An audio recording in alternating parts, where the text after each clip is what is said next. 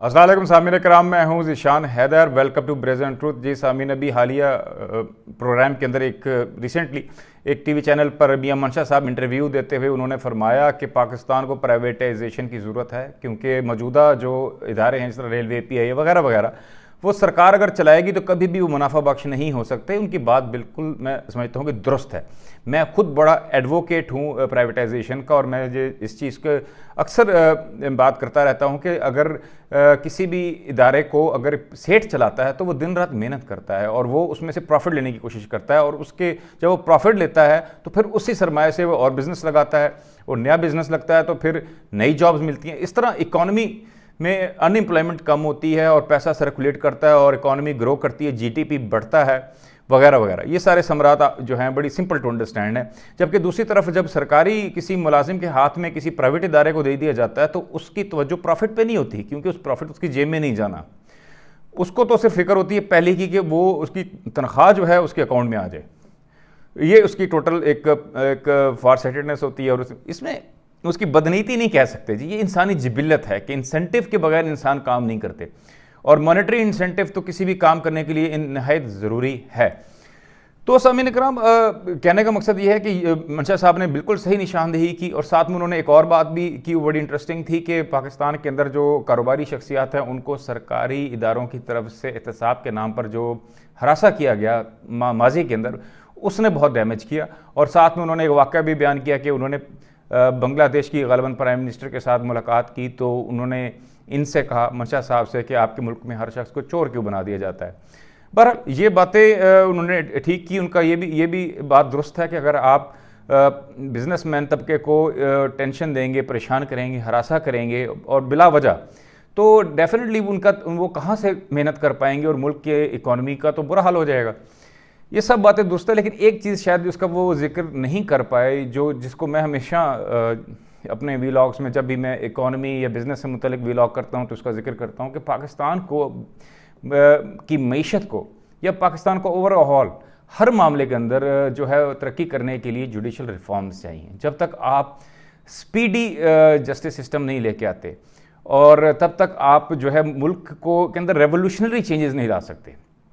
और ये बड़ा आसान तरीका है। मैं अक्सर कहता हूँ कि अगर आप कुछ जजेस बढ़ा दीजिए, कुछ जजेस का लोअर लेवल पे ही आप मातहत अदालतों के अंदर ही आप तादाद बढ़ा दें ताकि स्पीडी जस्टिस हो जाए, तो बहुत सारे जो लोग हैं जो कि सरमाया अपना दबा कर बैठे रहते हैं, इस खौफ और डर से सरमाया मार्केट में नहीं लाते कि अगर उनका किसी से तनाज़ा हो गया, तनाज़ा किसी प्राइवेट पार्टी से, किसी गवर्नमेंट इदारे के साथ, तो उनको रिलीफ नहीं मिलेगा। और ये हकीकत है जी।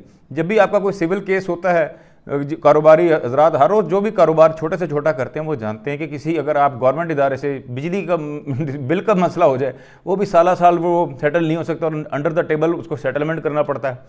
और इसी तरह आपको अगर किसी और के साथ तनाज़ा प्राइवेट पार्टी के साथ हो जाए तो फिर वो स्टे लेके अगली पार्टी बैठ जाती है और आपका पैसा गया। तो जब तक ये सूरत हाल ठीक नहीं होगी तो फिर कैसे पाकिस्तान के अंदर बैठा हुआ बिजनेसमैन है या बाहर बैठा हुआ जो इन्वेस्टर है वो पाकिस्तान में क्यों आएगा।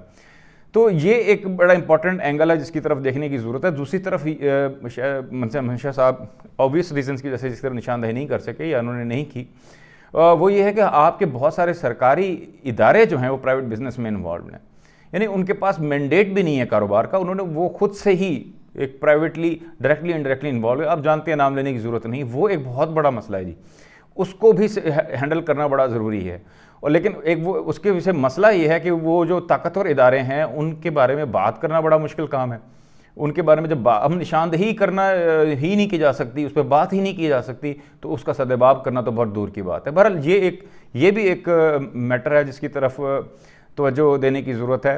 फिर जिस तरह जहाँ तक बात प्राइवेटाइजेशन की है मंशा साहब की, वो बिल्कुल ठीक है। जिस तरह PIA है, आपका रेलवे है, स्टील मिल्स वगैरह है, ये कुछ इदारे हैं, बहुत लंबी तवील लिस्ट है जिनको असूली तौर पर प्राइवेट सेक्टर में होना चाहिए।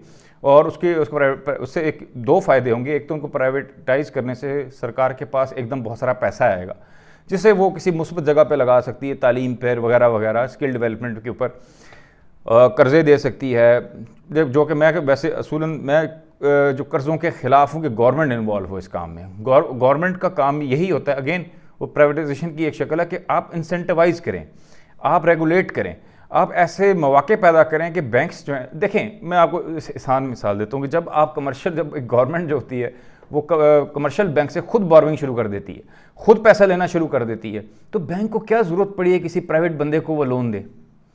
ठीक है जी, जब गवर्नमेंट के पीछे तो गारंटी मौजूद है, एक स्टेट ने कहाँ भागना उसका पैसा लेके, रिस्क फ्री लोन है, तो वो कम परसेंटेज पे भी वो कम इंटरेस्ट के ऊपर भी जो है वो गवर्नमेंट को देना पसंद करेगा कमर्शियल बैंक, ना कि किसी प्राइवेट बंदे को।